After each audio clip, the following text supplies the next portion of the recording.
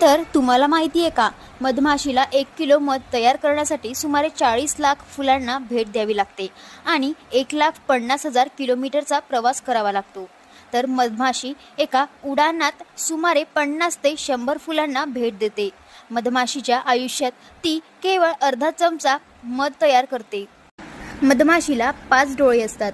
मधमाशी तासाला सुमारे 25 किलोमीटर वेगाने उडू शकते।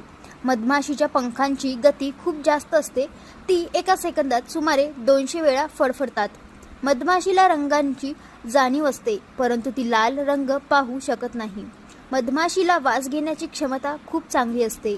मधमाशीच्या नांगीमध्ये ॲसिड असते, ज्यामुळे डंख मारल्यावर वेदना होतात। मधमाशी डान्स करून एकमेकांना फुलांचा मार्ग सांगतात।